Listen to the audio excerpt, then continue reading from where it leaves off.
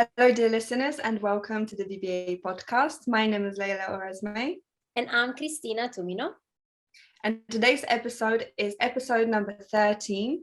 And we have a special guest, Ingrid Raphael, who is a skincare consultant working from her London clinic, offering bespoke consultations and nurturing treatments to improve the health and visual appearance of skin.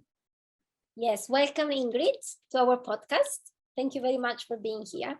Would you like to maybe talk a bit more about yourself and what you do so people can know more about you? Hello, it's so lovely to see you ladies. Thank you for inviting me. Yes. It's so lovely to be here. It's an absolute pleasure. So yes, I have a London clinic that works holistically to try and improve people's skin, try to offer them the ability to not only improve their skin visually, but actually what I try to do is redefine beauty, not as skin deep, but soul deep. So that's mainly what I do. Tell us more about that. Tell us more about that, because, you know, whenever people think of skin treatments, they're kind of always seen as being very superficial, right? So it's very interesting to hear someone actually say that, you know, they are doing a lot more than that. So tell us a bit more about that. Yeah, it's interesting you say that, because really, I suppose, even just the saying, you know, beauty goes skin deep, even that kind of emphasizes the superficiality about it. Because I think, well, it's not really skin deep, is it? You know, beauty in truth is absolutely soul deep, because for me, you know, I think beauty doesn't equal youth. Beauty actually, in truth, it doesn't come from the lack of wrinkles or kind of almost like what color your hair is, you know, and if you've got gray hair, and it shouldn't be gray, you know, shouldn't be gray. I think actually where beauty comes from is from our presence, our wellness, and actually the youthfulness we exude when we actually be our true selves. Yes, I agree completely. That's very true. I actually love grey hair on women. I think it's the most beautiful hair color. I really hope my hair goes grey when I'm old.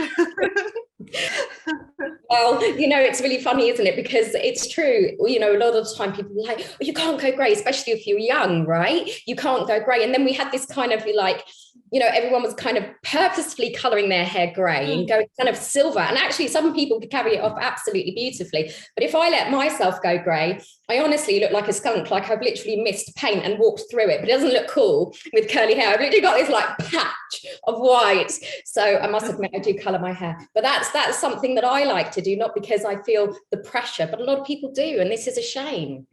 Yeah, I know, you know, I remember when I went to see you, once I went to see you at the clinic. Yeah. And, it was just for like a facial treatment. I remember that time I was a bit kind of surprised that you were asking me about all the other stuff, like the food I eat and all the other things. And actually, in reality, it is important, because what you do, and I know you are called the fairy, how do you call you that? I always see everywhere around, because you have this magic way of treating things, because as you said, you treat things from the soul, and you consider all the aspects. You consider what food we eat, because lots of the things, I work with children, and I know some children, for instance, they have problems with eczema or other things. I don't agree much sometimes with mainstream kind of medicine that just give cortisone or other kind of treatments without actually understanding the cause. And you actually go through, for instance, food and the emotional situation of the child or the family. So I think that is very important. It's like everybody goes through a kind of phase of transformation. It's not just like having a beautiful skin, but it's actually transforming yourself from within. Is that correct? So yeah, 100%. So what would you say, like, what do you do in that sense? Like, if you maybe can explain a bit more, and why it's so important when you talk about the soul and this kind of transformation, what does it mean in reality? So I think you hit the nail on the head in terms of the word transformation, because, you know, we've got our skin for life. Without it, we would be dead. It is the largest living organ we have. And really, it's a complex organ and quite often misunderstood. So a lot of the time, you know, it is transformative, but it's a journey. Like any transformation, and there are no quick fixes. And a lot of the time, the quick fixes are promoted, and actually there is no such thing as quick fixes, because we can never outsmart skin. Skin will always outsmart us. So every aspect has to be touched upon, because it's an organ which is interconnected. It's the micro ecosystems of our skin are very greatly connected to the micro ecosystems of our gut. So I always say, for example, just one, you know, good gut, good skin. So actually, we always have to go along the lines of what we call GBS access, I find, which is your gut, brain, skin access.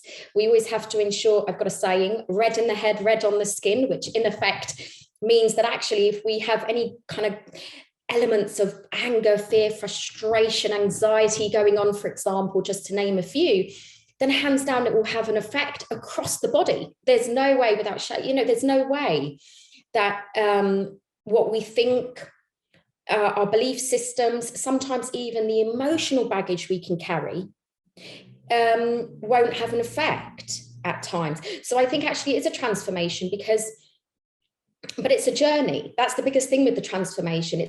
It's not quick, and every aspect needs to be touched upon: the physical, the mental, the spiritual, the emotional.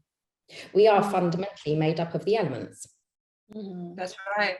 That is right. That is very refreshing to hear from someone who actually has their own clinic, because I struggled with my skin since I was a teenager, and I used to feel so hopeless going to clinicians, to GP, and telling them my problems, and they would just give me contraceptive pill to fix all of my problems, and that would make the whole thing worse. And it was just like a loop of horror, really. And what I ended up doing myself, because I didn't know you yet, it was a journey of me just researching and trying to figure out everything that was going on, and it was a big journey. So it's so refreshing to know that there are actually people like you that actually aid someone on that journey, because it can be incredibly lonely.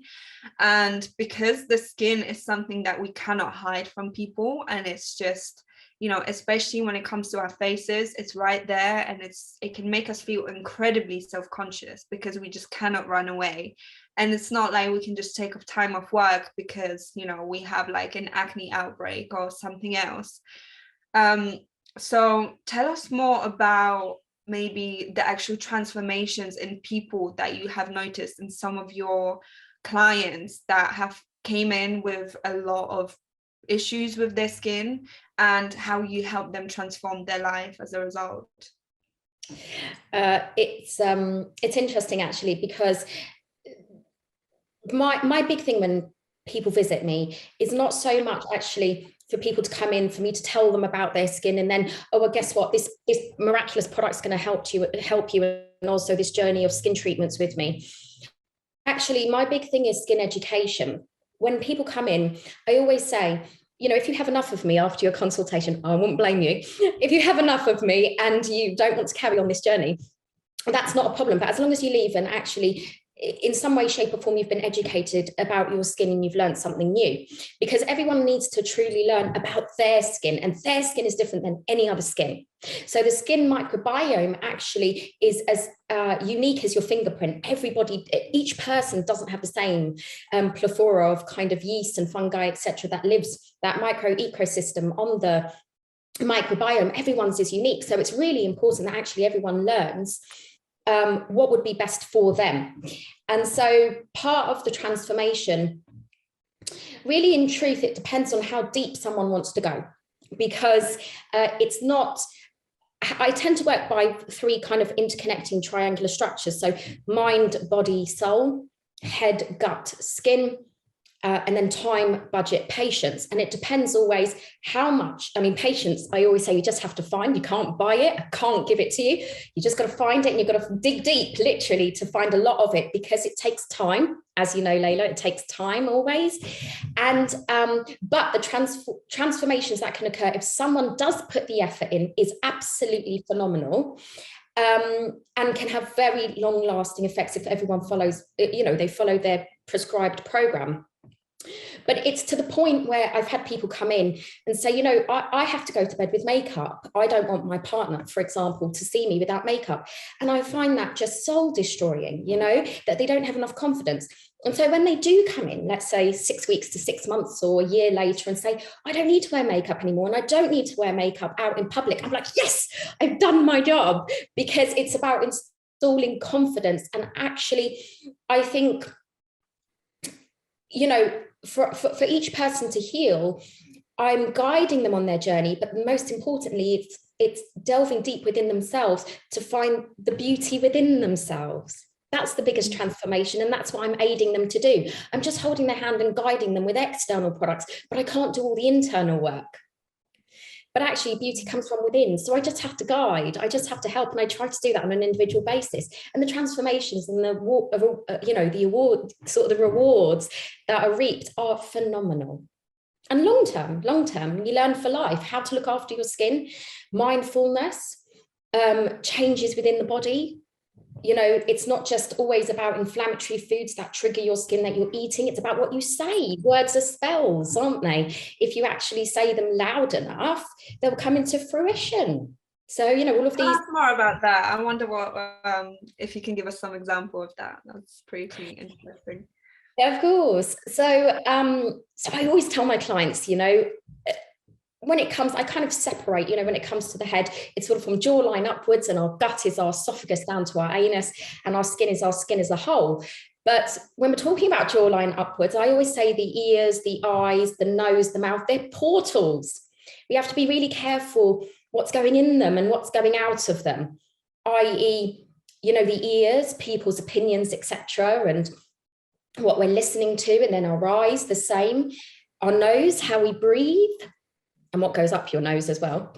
And then your mouth, of course, what you're eating. So inflammatory triggering foods, one of which can be wine. So wine lovers out there are not going to like me right now. But, also what comes out of your mouth. People are very self-deprecating in the respect of, I have sometimes clients who sadly will say, I hate myself, I hate my skin, don't want it, change it. And actually, I say, well, you have to learn to accept your skin, because you have it for life. So if you're genetically induced, for example, to have a condition, make friends with it, because you won't be able to eradicate it. You won't be able sometimes with genetic conditions to completely eliminate it and annihilate every spot. You have to make friends with it. And so, yes, so I always try and say to people, be very careful, this whole idea of manifestation is in truth materialization, isn't it? So what you actually say, it's got to float about and attach itself to somewhere. So if you say it often enough, you will materialize it. Yeah, 100%. I was thinking when you were saying about patience and be patient, I think nowadays in the society we live, where everybody has to have everything now, and everything is about, with a click, you have everything. You go to the supermarket, you can eat anything. You don't have to wait for seasonal food. You don't have to wait for anything. And this is something that I think people are losing the meaning of patience, and how it's important for things to really happen, for things to, to have the proper rewards, like when you plant a little seed and it grows, and then you have the fruit, and then you can enjoy the fruit. That is so important, is an important part of transformation. And the fact that you were saying that you need to be friends in some way with your condition and the things that you don't like about yourself, I think is the same thing with your character, like the bad things about your personality. That's why it's a bit deeper than just your treating the skin, but it's about learning how to accept yourself, starting from your physical aspect. So, and I think it's important, because normally we don't really like to accept the things we don't like. We always want to be the good side and consider the good aspect rather than the bad one. So how do your clients, for instance, because it's hard to make those changes. It's hard to start that journey. It's very hard work. It's so hard. So how do you support your clients? Because I know that they need to make the effort, but is there something like, how can you really support them in that sense for what you can do? So I always say to my clients, victory is for the most persevering. And in truth, it takes the perseverance. And the way in which I help people is by making sure they know that they are not alone, which Layla touched on, where it can be a really lonely journey and one that's not bespoke many a times, And so I try to ensure that client knows that what I'm doing is bespoke for them, but not what they want, what the skin needs. And I know I sound harsh, but I usually say to my clients, I don't care what you want. I want to hear your goals, but I don't care what you want because your skin's going to dictate to me. And I try to explain to clients in the hope that they understand that whatever we see on the surface is our skin trying to communicate to us. So you have to learn what it's trying to communicate, much like what you said, which takes patience. And just to touch on acne as a condition, because that tends to be what I specialize in inflammation. I always say, we're not looking for perfection. We don't want, we're not looking for skin without a spot. We're looking for healthy, glowing skin with a spot. Not spotty skin, but good skin with a spot, because we're never going to completely eradicate all spots because the skin's too clever. There's too many systems that obviously go hand in hand with the skin. It could be hormonal changes that cause it. It could be that you've eaten what you're not supposed to. You're intolerant to. God knows. There's so many things.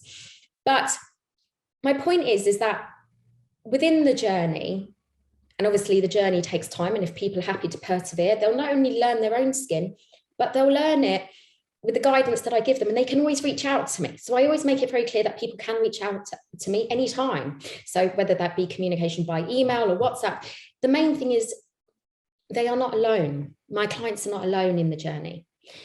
And I don't have all the answers. I never will, because it's continual learning like anything.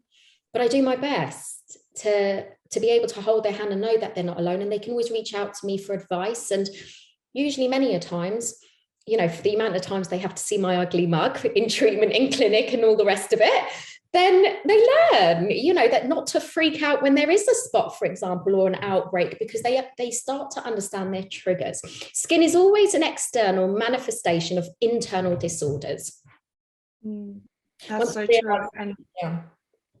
I actually just wanted to highlight what you said about the fact that your skin is actually trying to communicate something to you, because that's something I've learned on my journey, where it was having acne, like really bad acne, actually led me onto my overall health journey, because it led me to try and figure out what's actually going on inside of my body. And this is what led me to having a very clean diet and always eating healthy, never eating processed sugar and things like that. So I'm actually deeply grateful that I had this experience, because it transformed my whole life. And it really does take time, like you said, but what I found out from my skin, that it was even down to the people I was around, that it was like my skin was literally reacting to people I was almost allergic to, and it was my skin telling me like, no, this is bad vibes, this is causing you way too much stress. And I've learned to listen to it instead of always try and be mad at it and angry that it's flaring up and it's making me look ugly and that I can't model and all these things. I actually took it as like, okay, you're trying to tell me something, what are you saying? And that was an amazing experience. Yeah, absolutely. It's quite funny actually, because so many, I mean, this is a bit of a ridiculous, what I'm about to say, you probably think, oh my God, but I never watch TV. Okay. I never watch TV. I can't bear the box. No offense to anyone who does watch TV. I just haven't got patience for it. But I remember watching this program. Don't judge me. Peaky Blinders, right? Don't judge me now, or anyone listening to this. But I remember watching it with this gorgeous soul, and we were sitting there, and there was this one scene, and this, the main character sort of was about to be kind of shot by this Italian mafia kind of boss. Anyway, the room was crowded. The mafia boss got up to shoot him. And I'm going to swear, sorry in advance, but the mafia boss got up and was like, realized there was too many people. And he was like, fuck, literally was like, oh, I can't kill him right here, right now, fuck. Now, I don't suggest anyone go on YouTube and type in Italian fuck, because literally fuck knows, excuse the pun, what will come up. But my point is, if you ever watch that clip, the way that he said fuck, it's like how my clients wake up in the morning when they find a spot, and I'm guilty for that, right? Literally waking up like fuck. So, but anyway, my point is that I try to tell my clients, don't freak out, because by saying it in that tone, you're starting this red in the head of anger that it shouldn't be there. Actually, why don't you go backwards to all that you've drank over the weekend at the festivals, and then question why, your skin has probably come up with this. So my point is, you've got to always listen to your skin. You can't outsmart it. You've just got to listen to it. And if you're armed with everything you need to calm it, because that's the difference. You need to calm the skin. You don't need to annihilate it, obliterate it, pick it to death. You're only going to make it worse. Try to calm it down from your head, literally to external, so internal to external, and it will calm down. So, yes. That's so true. Honestly, I can definitely relate. I mean, yeah. I had a similar situation this morning when I looked in the mirror. Yeah, I think everybody can relate to that. Yeah. But actually, because since we are talking about transformations and going onto a kind of like journey with a skin, why don't we go into the topic of aging? Because this is a journey we all have to take part. Not everyone gets acne, but aging happens to all of us. And I kind of wanted to ask you if there are actually, that kind of like tried and tested ways of anti-aging techniques, but maybe those that perhaps are external, but maybe those that are actually more internal as well, and why we cannot actually fight aging, because I find that the more we actually try and fight it, the more we age. And we see that with a lot of like injections and fillers and things like that actually end up making us look a lot worse over time. And it's kind of like, you're trying to stop time, but obviously you cannot. So what can we do? I think with aging, I do believe that prevention is better than cure, because quite frankly, there isn't a cure, and aging doesn't need to be cured even. It's a normal process. It will happen to all of us. That's why cosmetic surgeons are still in business, to be frank, because they yank us all up. And so, but the truth of the matter is, this I always find very interesting and intriguing, actually, because the scaffold of the skin is elastin and collagen. Now, we can stimulate fibroblasts to reproduce collagen, but we cannot replace elastin. And I always find that really interesting, because the creation of us, if we were meant to not age, then surely we could stimulate elastin to be reproduced, but we can't. And actually, all we can do is maintain the elastin we have. So therefore, we're all going to go south. We just have to accept it, like we have to accept our skin, full stop. It's an acceptance that aging will occur. In terms of what's sort of clinically proven, or that I've seen with my own eyes, is anti-aging. Really, by stimulating the fibroblast in multiple different ways, we can have lots of different techniques to stimulate the fibroblast to reproduce collagen. We will age slower for sure, because we're keeping that youthfulness, that plumpness that the collagen gives us as a scaffold under the skin. Things like microneedling, of course, if we use vitamin A potentially in the evenings, all of these things can stimulate sort of an anti-aging response. But also vitamins and supplements are a large portion of what I do as well. Things like PQQ, taking that, you know, for a minimum of 12 weeks, for example, a good couple of weeks, that can stimulate new mitochondria in the skin cells to be produced, which is our cells' batteries. We are made up of about 37 trillion approximately cells, and they are the batteries of us. And actually, you know, you can imagine if we've got new and functioning batteries, we're going to be youthful, we're going to be bright, we're going to be, you know, more beautiful. So, and youthful and healthful, that's the difference. We need to make sure that our skin is always healthy. It's not about youth, it's about healthy. So again, what we eat, free radical scavenging, not just externally, but internally. Again, stimulating fibroblasts, microneedling, certain ingredients, and various other treatments as well. But as you'll have rightly said, there are no quick fixes. And anything that promises a quick fix always makes me wonder, well, what the bloody hell is going to happen afterwards? Yeah, what's the price? What's the price to pay? Right. That always sets off alarms in my head, especially when I see 20-year-old girls do them. It's quite worrying. Yeah. But maybe that's a topic for another conversation. Yes. So what do you think are the kind of the big no-goes for skin? Actually, how about you tell us more about sun? Because I see a lot of confusion about that.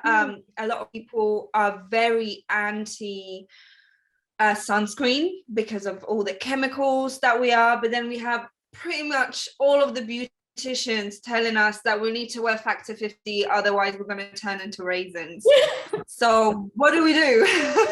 What is the right thing to do? Because I love being in the sun. I'm a sun child. As soon as the sun comes out, especially in England, I love to just lie in it, get the vitamin D. I'm not somebody that burns easily, but I am a bit worried, you know, should I be avoiding sun to not stimulate aging too much? Yeah, and I'm thinking as well, because I was thinking about this as well not too long ago. I was seeing this guy on Instagram talking about this all the time.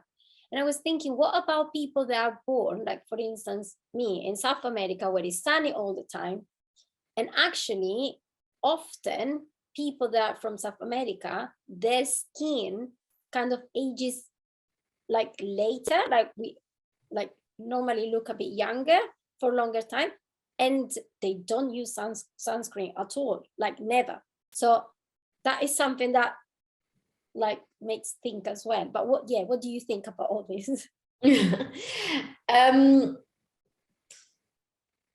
Without a shadow of a doubt, the sun ages us, but it's also the largest source of life we have. So we can't disregard it. It's extremely important, but we also need it for vitamin D production, etc. But as anything, everything in moderation. It's when it's overdone, you're asking for trouble, because when our skin starts to tan, especially if you're fairer and you need more protection from the sun, when your skin starts to tan, it's your skin's way of screaming at you. Again, we come back to this form of communication, that it can't cope with the UV rays. And so it will start to produce a tan because it's trying to defend you against the amount of rays that are being emitted and you're absorbing. So we always have to listen to the skin, and I think everything in moderation. And so I always say to my clients, yeah, if you want to sit in the sun, fine, but don't push it. Because if your melanocytes are a bit like the melanin that gets spat out by our melanocytes. Imagine it almost like an octopus within the skin. It kind of looks like that. And they've got what we call dendrites. And they literally are like octopus legs, and they spit out pigment. And the problem that we have is once it spits out pigment, you don't see the damage in the underlying layers, but it can come up years and years later. So the problem is when it slowly migrates through the layers, when we get to, let's say, 40, 50 plus, sometimes 90% of aging we see is due to sun damage. And it's migrated through the layers. And the problem we have with any form of pigmentation, whether it's hormonally induced, whether it's natural that you've just been in the sun for too long, etc. Not only do we have risk of things like skin cancers, but the problem we have is it's a bloody pain in the backside to try to get rid of. because it's one of the hardest conditions to get rid of, any form of pigmentation. We literally throw everything at it and pray. Because sometimes we can do 5 years work on pigmentation, and honestly, you sit in strong enough sun for 5 minutes and you pretty much erase that 5 years work. Wow. Okay. So maybe with so what do you think? Sorry, I was thinking maybe with people that used to live under the sun, is because it's a constant thing. So it's not really that they tan, it's just that their skin is used to it. So it becomes a normal thing, right? Is that the reason why is a bit different for, like, I don't know, I think genetics have a big part to play of how well you age, you know, your parents, etc. And in general, just everything in general is a big part to play. But darker skins are obviously accustomed, you know, that's, the skin is darker because there's more melanin present in the skin. And so you can probably withstand the rays. But it's actually a misconception. A lot of people believe, well, I'm darker skinned, so I can probably be in the sun a lot longer. I don't burn as quickly, for example, so I don't need to wear sun protection. And actually, that's not the case. We all need to wear sun protection. Now, don't get me wrong. Sun protection is one of those things where I find it's a catch-22, because I think people can completely overdo it, you know, where they are worried so much. It's been kind of installed in people so much that if you go out without sun protection, as you said, Layla, we're all going to become a wrinkly raisin within a couple of hours. And it's not the case. What you're really doing, the only way that I can kind of describe it when you're putting sun protection, someone described this to me once, one of my trainers, I love her, honestly, the analogy she comes up with is absolutely fucking fab. But she basically said that, you know, if you can imagine cooking a turkey and you put the turkey into the oven, right, without your foil, the turkey is going to pretty much burn before it cooks. Now, if you cover the turkey and you put it into the oven, then in effect, it's still going to cook, but the surface is not going to burn. Well, that's what your SPF is doing. Now, if you stay in the sun for long enough, you are still bubbling underneath. You are still cooking. You're just ensuring that you're basically covered so that the surface doesn't burn as quickly, but you're still cooking underneath. So the problem is the reason you wear the sun protection is obviously you want to age slower, or you don't want to age as quickly and prevent any burning. But the fact of the matter is everything in moderation. Don't be in there so long so you're still cooking underneath, whether you're tanning or not. Mm-hmm. Okay. So what about people that just don't generally burn? Is this the kind of a general sign to us that we're spending too much time? Is it literally just when we get a sunburn? Is that basically the ultimate sign, like, okay, you've been there too long? Or are there other signs? Well, this is a good question, because really I think the answer to that is, how in tune are you with your body? Mm-hmm. Because your body is a miraculous system that will always give you signals, and the signals doesn't have to be visual. You can feel it. You can feel yourself getting warmer than you would like to be. And, you know, it doesn't have to be just surface. You yourself will know, you know, you're just too warm. Instinctively, you'll say, I'm cooking. I need to get out. I'm cooking. Mm-hmm. Okay, that makes sense. Makes sense. Yeah. So in terms of I was just thinking, what advice would you give as well for because we were talking about this transformation and changing behavior as well in what you're doing? Like, what kind of main biggest changes in behavior people should go through or needs to go through when they need to take care of their skin? Actually, the acceptance and the willingness to change. Because it's not easy. Sometimes skin gets worse before it gets better. Not everybody wants to go through that. Yeah. So in the first place, it's the willingness to persevere on the journey, not knowing what your skin's going to do. Yeah. We don't know. I literally say to my clients that come in, it doesn't matter if I've been doing this for 15 years. I don't know what your skin will do, because everyone's skin will react differently, and we can't outsmart it. We've just got to go with it in accordance with the best that we can possibly do. Yeah, I think what you're saying about being willing to is actually so true. Like, well, in any kind of work you want to do on yourself, no?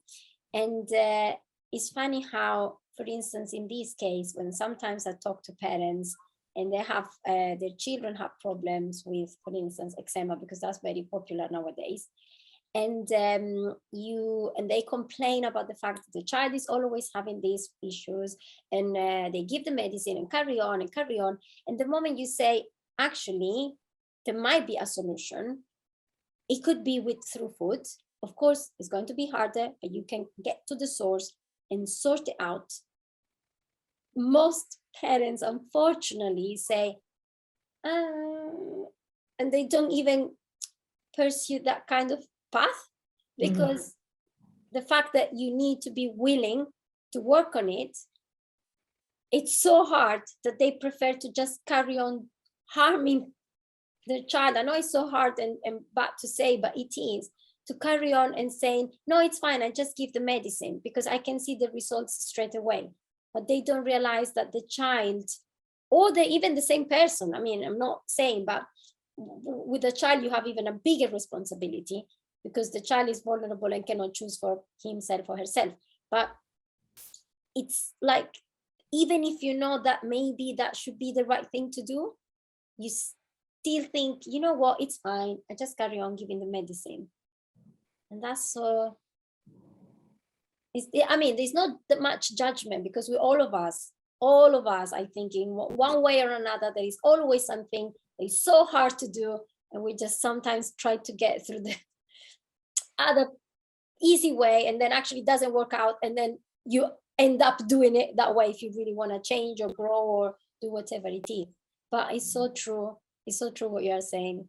I think actually a big part of it is when we are reacting on fear and emotions, because what I found is that dealing with any kind of skin condition, it can make us feel extra emotional, and those emotions create more inflammation, and it's kind of like a vicious cycle, you know, when we get stressed and we start picking on our skin, or, you know, or we start eating unhealthy things to kind of comfort ourselves, and that creates, you know, more breakouts or more irritation, and it can feel like a trap, and it's so hard to become fully aware of ourselves. And it's like becoming aware of the, you know, unaware stuff deep down inside of us. And it's really about, you know, self-mastery, dealing with any kind of disease, and actually figuring out what it is about. And any of those things, they seem very surface level, but actually they are really, really deep, and we really have to learn so much about ourselves. And I think it, you know, people might not really think that at first when they think about skin conditions, but they really are a big journey of self-discovery, and it can be very transformative on such a deep level. So I think it's just so amazing what you do to help aid people in that way. So maybe tell us more about the kind of emotional things that people have to kind of like get to grips with. Yeah, sure. I think it's interesting, Christina, what you were saying, because, you know, skin is, this is where, you know, the education process of what I try to do comes in, because I, you know, for the scenarios that you were talking about, Christina, that's where I try to explain to people skin is always that external manifestation of internal disorders. And so it has to be questions what's happening internally, to the point where you were mentioning the sun externally. Well, what about how we're radiating? Are we radiating like the sun, or are we radiating like the great big ball of fire that it is? And I always say to my clients, if you're radiating like fire rather than the sun, we're going to have a problem, because that's like lava brewing, and it's going to expel itself somewhere. We've only got 5 organs of elimination, and your skin is one of them. So if any of the other organs especially are struggling, it will feed through your skin. We can't radiate like the sun all the time. I mean, that would be bloody ridiculous. We'd burn everyone anyway. But my point is that, we've got to basically be a balance. Balance is key. And it's the same with the emotions. You've got to let them flow through you. But with emotions, a lot of the problems that I see, it can be from emotional kind of baggage sometimes, or just emotions that are repressed or being expressed somewhat. But like you said, water is emotions in effect. But how deep do you want to go? Do you want to go down to shipwreck? Well, not many people do. So again, skin deep, no, soul deep, literally all the way from the skin deep to the soul deep, all the way down. So it really depends on how deep you want to go. It's phenomenal. I've treated clients through the years, and God's honest truth, they've walked in sometimes, and you can just tell the placement sometimes of where the blemishes are, that there could be some real conflict going on in their life, and they're holding on to it and they're not letting go. So actually, I find with anything emotional, the way in which to, sometimes your skin will eliminate it by actually feeding through the skin by inflammation, but the way in order to calm that is by letting go. And not many people can. They can't let go and they can't forgive. So they hold on to things. And when we hold on to things, it's like stagnant water. What happens to stagnant water? It gets icky. Let it go. And accept that if your skin's letting it go too, let it go through its process, because that's the difference. It's a process. That's very, very interesting. I love how you relate to the elements in your work, where you talk about fire and water. Is there any special thing to do with air as well? I know that's one that comes out of them, but I can imagine living in London can definitely affect our skins in a not so great way. Yes, never mind the obvious kind of free radical damage that can occur from external kind of elements, alongside air being polluted, etc. The bottom line is, if we're fire up here and we're magnetic in the gut or water, there's only one space in between, air. There's only one space between them. So I always say to my clients, how are you breathing? Thinker uses the mind to produce thoughts. We are not our thoughts. How do we slow down the thoughts? Breath. Breath is life. It's, a big part of my work. I try to explain to people, please try to stop when you get red in the head, when you're in the morning going, fuck, at that spot, please just breathe. And remember to breathe. Look, I'm guilty for being a pro overthinker, I tell you, and also not always stopping and centering myself. But those that do on their journey are far better off. Across life, we're not just talking about how their skin reacts to it. Across life, full stop, because breath is life. That's very true. And I think dealing with skin issues can really, again, just teach you so much about life. Learning how to handle skin conditions, especially ones that are very tough and very, embarrassing, they can teach you so much wisdom. But I think we have to be willing to actually learn, instead of just fighting it and trying to push it away. And, so. Yeah, all the work that we do in some way with Leila as well, when we do our podcasts, at the end is everything related to learn to know yourself.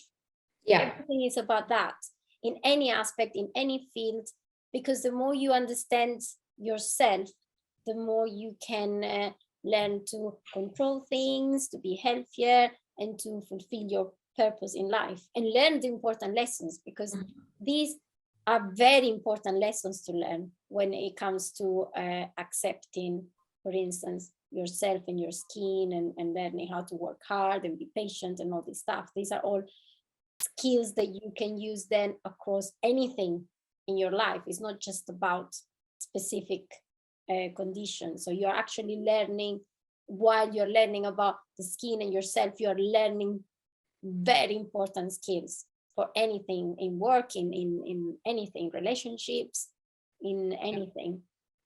Yeah, absolutely. It's about learning how best to cope. It's about learning acceptance of oneself and others, because I think in truth, you know, this is $1 billion industry that rides on people's insecurities. That's the truth. So the point is, I always say to people, when you pick up a product, the marketing ploy on it is talking to yourself the parts you don't like. Blackhead clearing and the things that society say are not somewhat acceptable or shouldn't be there. Blackhead clearing, you know, I mean, I accept, yes, if the skin is congested, there's an element of clearing that has to be gone with it. We don't all want to be comedogenic, but my point is that, you know, there is a limit, you know, pigment reducing, blah, blah, blah. I mean, the bottom line is that we spend billions per year on cosmetics and sometimes chemicals, even just the chemicals in our water and the residue that's left over, you know, to bury our skin microbiome. And actually, in effect, a lot of the time what we're doing is completely obliterating and compromising the skin microbiome. And so when you get to that stage, which some people do, some people not, but if you do, it's a game of rebuilding. And actually that's the whole point. You know, it's like, well, if you have to rebuild, you've kind of, you know, if you have to rebuild, like anything, it's rebuilding from bottom to top, isn't it? And top to bottom. That's really what you're doing with skin. And in the process of that, that's why I think there should be, I think that's why the idea of beauty should be redefined, not as skin deep, but soul deep, because true beauty, I mean, there's no truer beauty than that of a good heart. And there's no truer beauty than if all of us were to actually look at ourselves and heal from within. That's really what would heal humanity and redefine beauty, is if you realize that true beauty is what's within. Mm-hmm. You know, and that's the thing.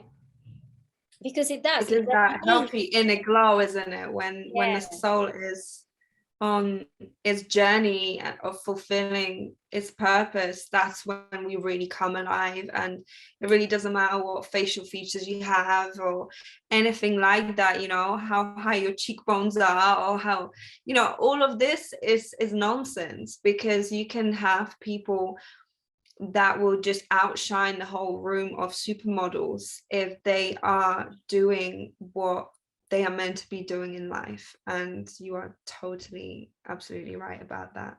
It's a very beautiful message. So maybe we should end here. So if you want to tell us just where people can find you, if they can book any appointments with you. We know you are very busy, so there might be a bit of a wait.